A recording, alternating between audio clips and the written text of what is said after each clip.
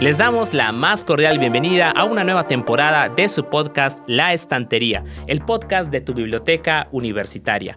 Después de unos días, unos meses y unos años de no escucharnos, ahora también nos podemos ver. Y esta ocasión vamos a abrir nuestra nueva temporada con un tema interesante que aborda libros, que aborda cultura popular y que también aborda un poco de aquellos temas que nos interesan porque son temas ocultos y extraños. Así que sube el volumen, ponte los audífonos y prepárate a escuchar La Estantería. Bueno, pues antes que nada, pues vamos a darnos un aplauso de bienvenida a todos ustedes, a nosotros que estamos en este nuevo espacio que es el video podcast de nuestra Universidad de Oriente. Bueno, pues vamos a entrar en materia. Creo que todas las personas que estamos escuchando y tú también que me estás viendo, sabes que la imaginación tiene un poder inusitado en todos nosotros. De una u otra forma, cuando nosotros imaginamos algo, lo podemos ir sintiendo real, lo podemos ir materializando. Y precisamente, muchas ocasiones, los temores más grandes que nosotros podemos llegar a tener están presentes ¿en dónde? Precisamente en nuestra imaginación. Les voy a leer la cita de un escritor francés que se llama Jean de La Fontaine, que nos dice lo siguiente, y yo creo que es bastante cierto lo que nos dice. La imaginación tiene sobre nosotros mucho más imperio que la realidad. Y esto nos lleva a pensar en el tema que estamos iniciando a discutir. Los libros imaginarios. Posiblemente ahora te pienses, preguntes, ¿qué son los libros imaginarios? Hay libros que nosotros imaginamos y realmente no existen, pero que tienen, como dice la cita de hace unos minutos, más poder en nosotros que la realidad. Y bueno, vamos a hablar sobre eso. Ustedes saben que los escritores de la actualidad y también los escritores de las décadas pasadas se dedican a crear, se dedican a escribir sobre personajes, sobre hechos, sobre objetos que muchas ocasiones son solo producto de nuestra imaginación. Pero en ocasiones nosotros los hacemos vívidos, los hacemos reales y de ahí vienen los fandoms de escritores, vienen los fandoms sobre personajes.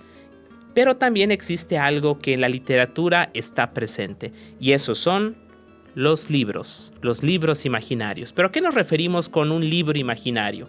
Un libro imaginario es un libro que propiamente no existe, sino que es una producción de la imaginación de un escritor y que de alguna manera ha quedado fijado en el recuerdo de las personas que han leído sobre él y que también ese recuerdo tan fijo ha hecho que piensen que esos libros son reales.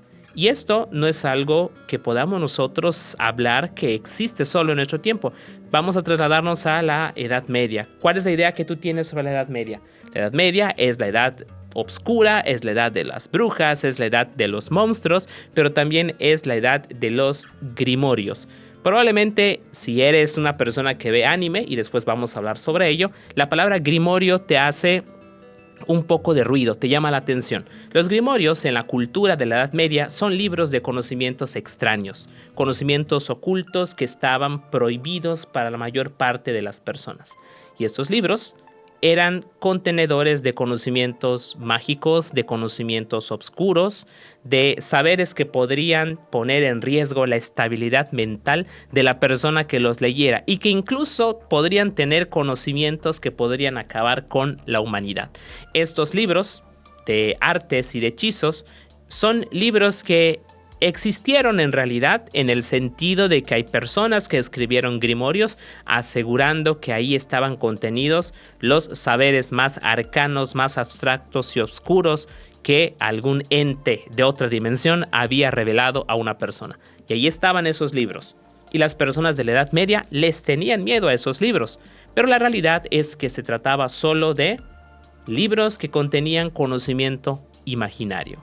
Entonces, a eso nos estamos refiriendo cuando nosotros hablamos de un libro imaginario. Entonces, como puedes notar, estos libros se encuentran entre aquello que es la realidad, porque los existen y se conservan muchos grimorios en bibliotecas de libros antiguos, pero también están situados en el mundo de la imaginación, porque sus contenidos, porque los seres que los crearon realmente no existen. Y hay algunos grimorios que son más famosos que otros, y probablemente el más famoso de todos ellos es un libro que nunca existió, pero es un libro que ha sembrado el temor en todas aquellas personas que han escuchado sobre él. Y estamos hablando sobre el Necronomicon. ¿Alguna ocasión has escuchado hablar sobre este libro? Si no has escuchado sobre él, tienes 3 opciones. La primera, y que yo te recomiendo, es sigue escuchando este podcast.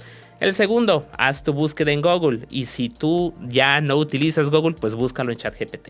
Y ahí busca qué es el Necronomicon. De manera general, el Necronomicon es un libro creado por Howard Phillips Lovecraft, que es un escritor estadounidense que tenía como principal motivo de escritura el horror, el temor. Y estamos hablando de un escritor de hace décadas y que creó un mundo imaginario plagado de seres inconmensurables que ponían en riesgo no solo la existencia de las personas, sino la existencia del cosmos mismo.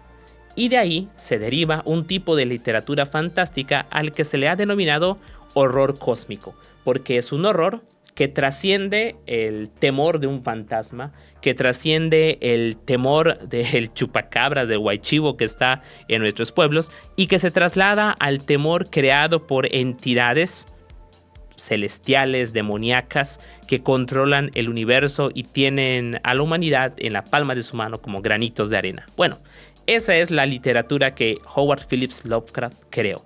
Y él es el padre del horror cósmico. Y es un escritor sumamente famoso, conocido. Si no lo has leído, pues asómate a leer sus libros, que son cosas que no te vas a imaginar que se podían escribir. Bueno, lo que hace Howard Phillips Lovecraft en un cuento llamado El Sabueso, él cuenta la historia del descubrimiento y el encuentro de un libro. Un saqueador de tumbas se encuentra, pues haciendo su trabajo, que es saquear una tumba, y se encuentra con un libro. Ahí está la mención primera del libro Necronomicon, que después de esa mención, Howard Phillips Lovecraft lo volvería el centro de la construcción de un mundo literario de terror ampliamente conocido y que se encuentra aún al día de hoy desde el fandom, desde otros escritores creciendo. Pero bueno, ¿qué es el Necronomicon?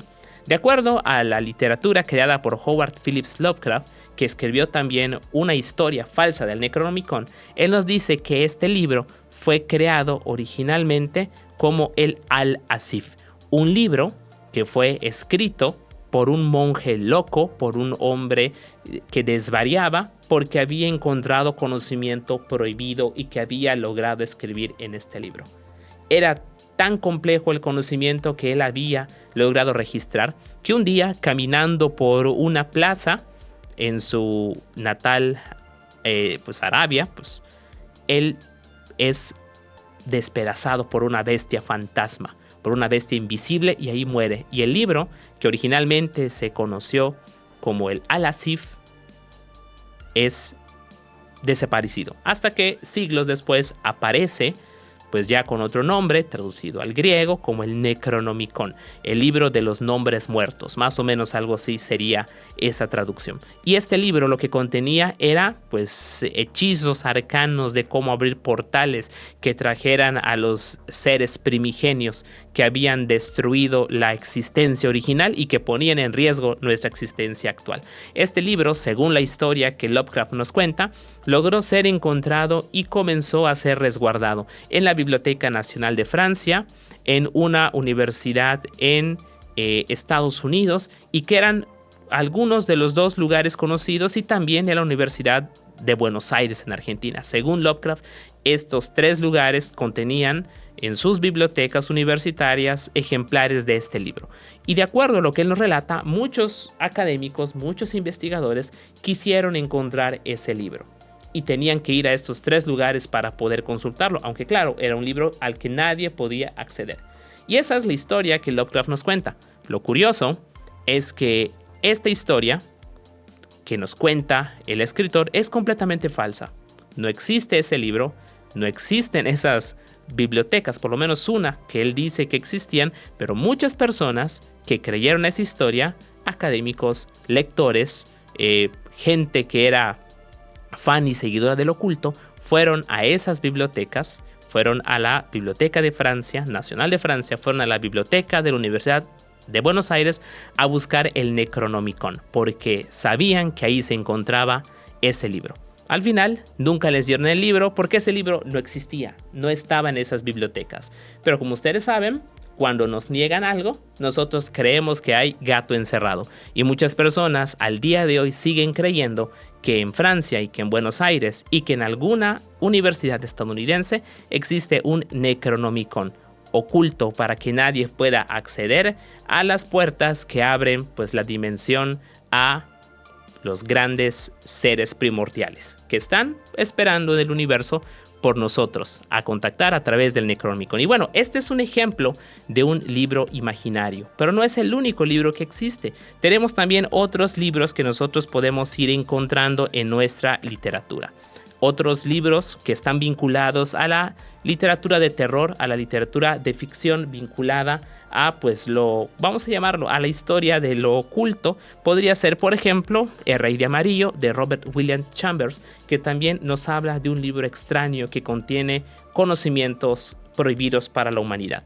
También están Las Estancias de Xi'an, que es otro libro de la cultura popular, que también es en este mismo sentido que guarda información extraña.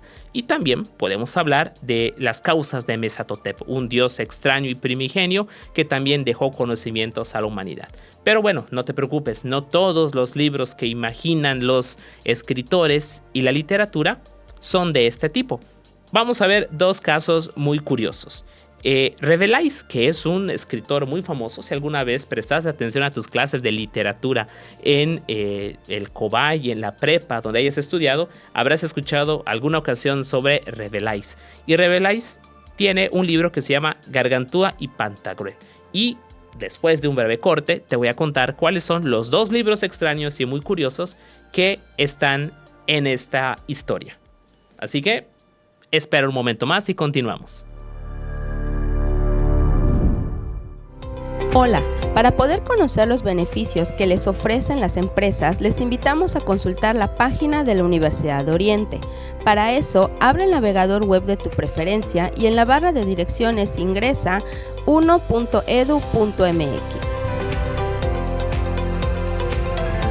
Dirígete a la sección de servicios.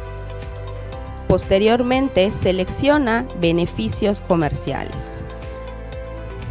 Aquí encontrarás el listado de las empresas que colaboran con la Universidad de Oriente y apoyan a tu economía. Coloca el cursor sobre el logo de la empresa de tu preferencia y encontrarás los porcentajes de descuento y demás beneficios. Es importante señalar que revises los términos y condiciones que aplican para cada empresa en el siguiente botón. Y recuerda, para poder tener acceso a estos beneficios, es importante presentar siempre tu credencial vigente en los negocios participantes.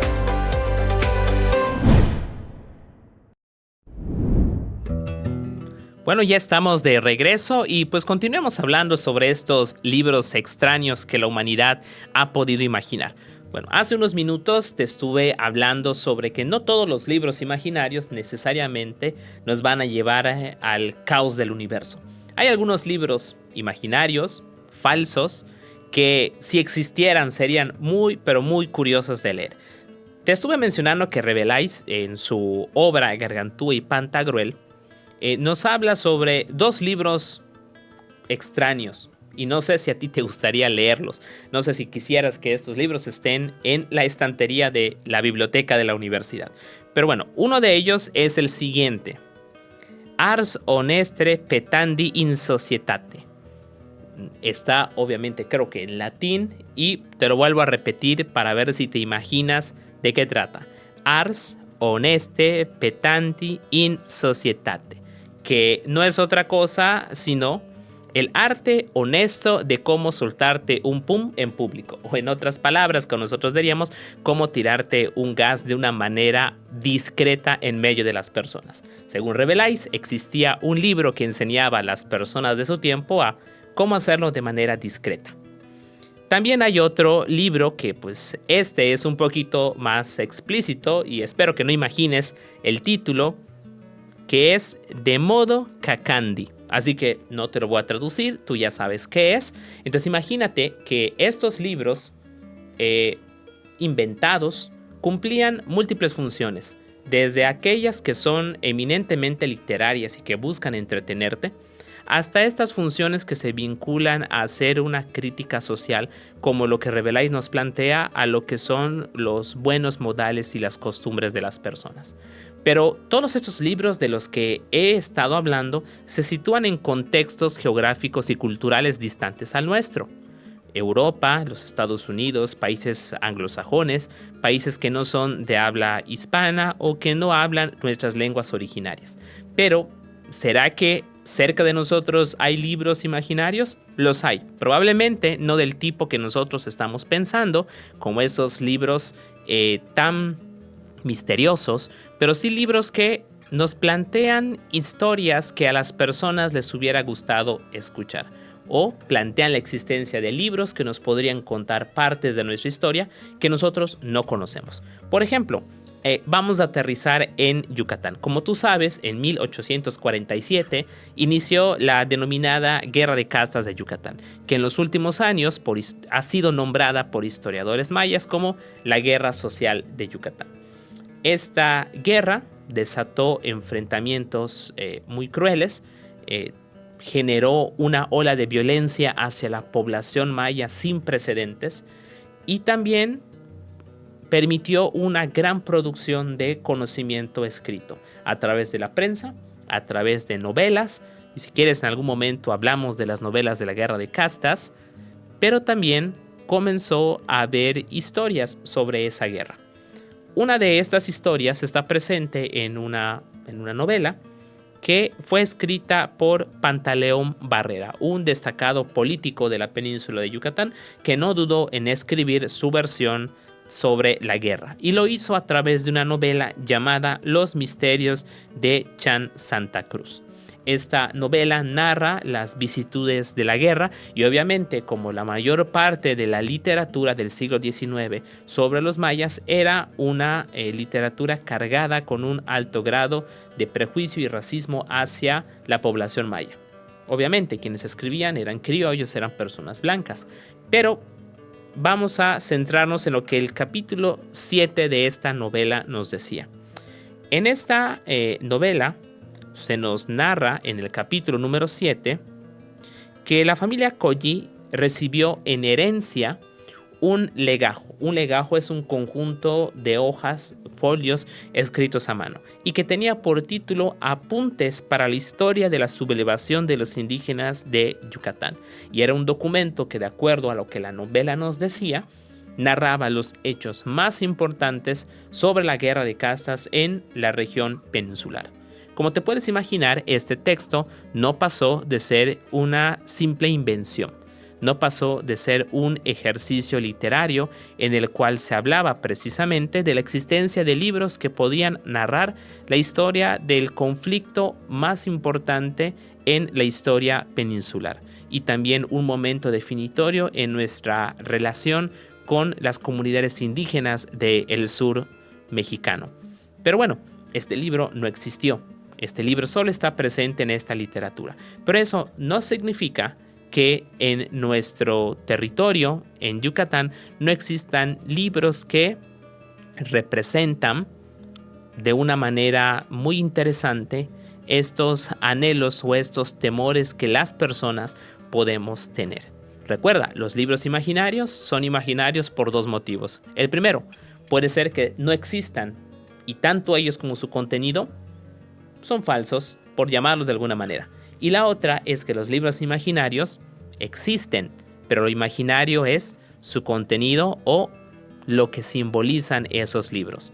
Y para eso vamos a hablar rápidamente de dos libros que sí existen en nuestras bibliotecas yucatecas y que han sido revestidos de ciertas historias que los hacen estar en el terreno de lo real, pero también en el terreno de lo imaginario. Y esto lo hablaremos después de nuestra pausa.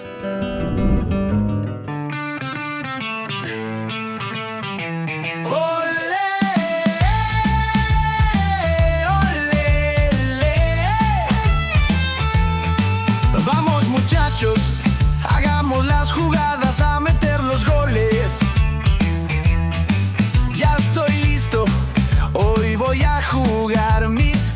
camisetas, mis tenis y mi playera están bien puestas. El partido da inicio, gol, gol, gol, es lo que debo meter. Gol, gol, gol, no puedo pegarle a ninguno. Gol, gol, gol, que me la pasen, que yo le tiro a gol.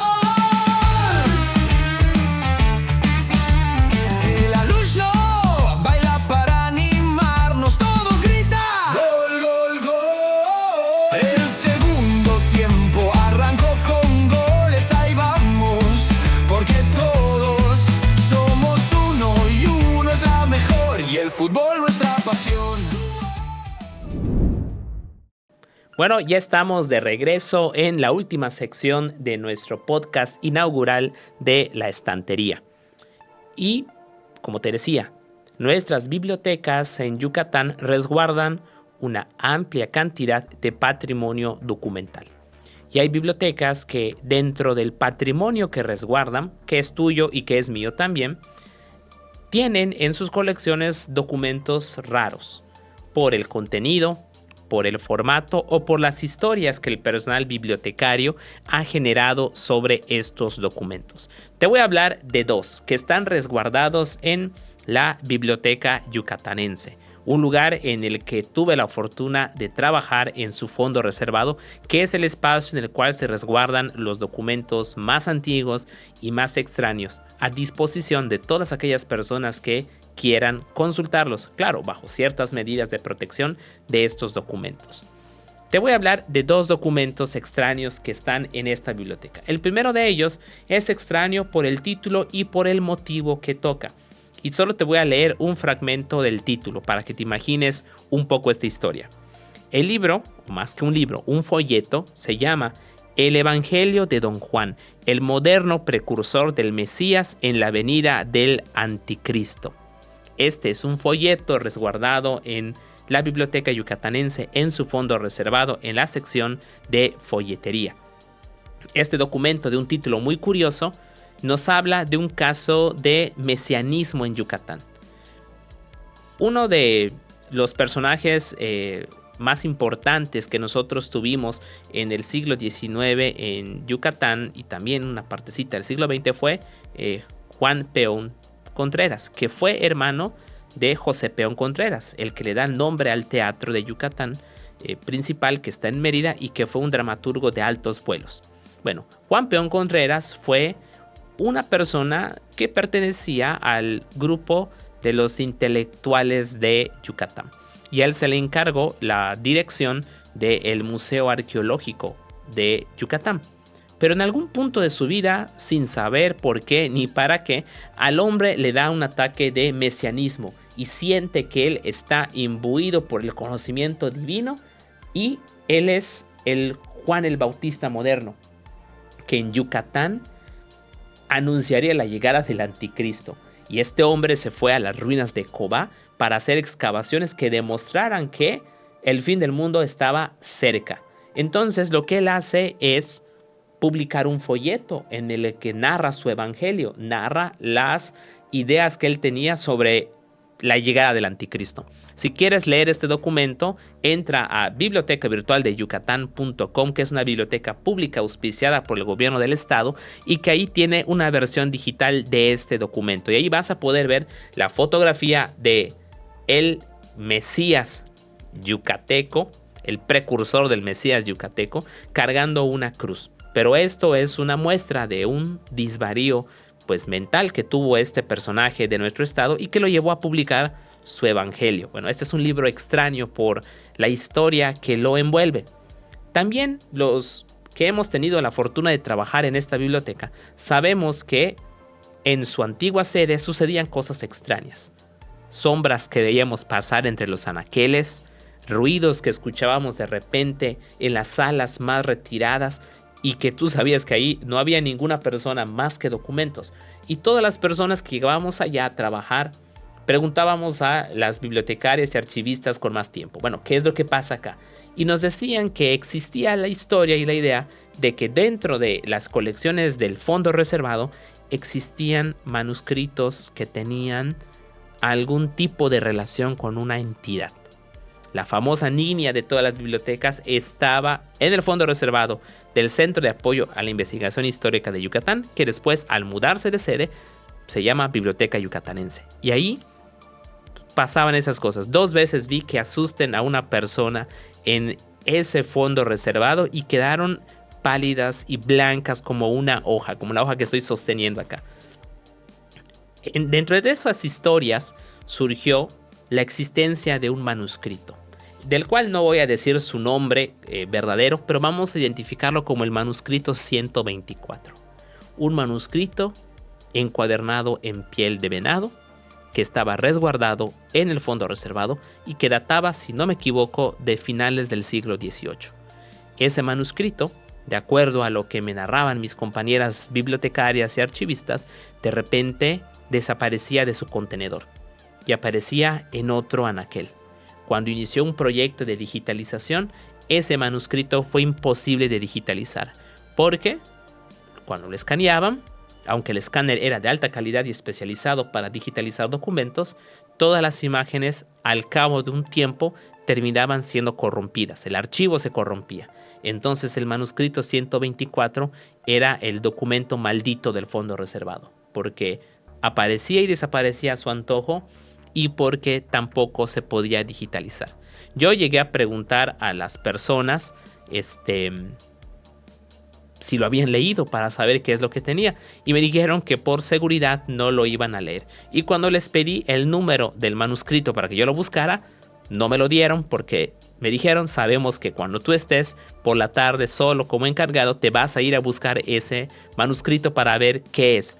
Y si hay algo malo, pues te va a cargar el payaso. Así que no me dieron el número del manuscrito, pero esa es una historia que está ahí presente. Como ustedes pueden escuchar, como ustedes pueden ver, los libros extraños están presentes en todo lo que nosotros hacemos, también en nuestra cultura popular. Ya para ir cerrando, si tú hasta este punto sientes que los libros imaginarios no tienen alguna presencia en tu realidad o en tu vida, voy a apelar a tu gusto por el anime. Si te gusta el anime, en algún punto habrás escuchado hablar de 2 series que en los últimos años se han transmitido. Una de ellas es Black Clover, que narra la historia de Asta, que es un joven que está en la carrera por volverse el rey mago y que para poder hacerlo necesita hacer uso de magia, en el caso de él, de la antimagia. Pero ¿cuál es el vínculo que él tiene con su poder? Un libro. Un grimorio, el mismo tipo de libros que en la Edad Media se consideraban como libros con conocimientos prohibidos. Y en este anime, los grimorios, mientras más raros son, más poder le dan a los magos que los usan. Como dicen en el anime, pues el trébol de 3 hojas es el normal, es el común. El trébol de 4 hojas es el que trae suerte, y creo que el de 5 hojas es el que tiene a los diablos adentro. Pero bueno, esta es una historia vinculada a libros, a grimorios. Y también, si has visto recientemente la serie de Frieren, que también narra la historia de una elfa que es maga y que derrotó al rey demonio junto con el grupo de los héroes, tú sabes que Frieren es una elfa que está obsesionada por reunir toda la magia que puede encontrar, y esa magia está contenida en grimorios. Y también se encuentra Seri, que es la elfa más poderosa y poseedora de todo el conocimiento mágico del mundo.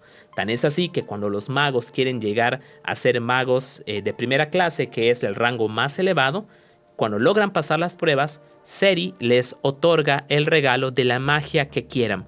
¿Por qué? Porque ella posee prácticamente todo el conocimiento mágico. Pero eso se vincula ¿a qué? A un libro que ella les da para aprender el hechizo. Entonces, ya para ir cerrando nuestro programa, lo único que quiero que tú sepas es que los libros, en todas sus versiones, sean libros buenos, sean libros malos, siempre son vistos como contenedores de conocimiento. Cuando tú estás yendo a la biblioteca a leer un libro para tus proyectos, estás adquiriendo conocimiento a través de un libro. Cuando los escritores piensan en los libros prohibidos y crean estas historias de textos que nos pueden vincular con entidades sobrenaturales, al final de cuentas también está dentro de esa idea la perspectiva de que el libro encierra conocimiento, sea bueno o sea malo. E incluso en la cultura popular más reciente que consumimos, el libro está presente como ese contenedor de saberes. Los saberes que el mundo quiere tener y que quiere poseer, ¿están dónde? Están en los libros. Y de esta manera, pues hemos llegado al final de nuestro podcast. Espero que te haya gustado y que esto despierte un poco más tu interés por acudir a las bibliotecas que tengas cerca. En este caso, te invitamos a ir al CRAI de nuestra universidad, un espacio que está pensado y diseñado para ti. Y quien quita que ahí te encuentres un grimorio o saludes a la niña de nuestra biblioteca y nuestra universidad. Espero que estén bien, nos vemos en nuestra siguiente emisión y no lo olvides, estás en Video Podcast 1. Nos vemos hasta la próxima.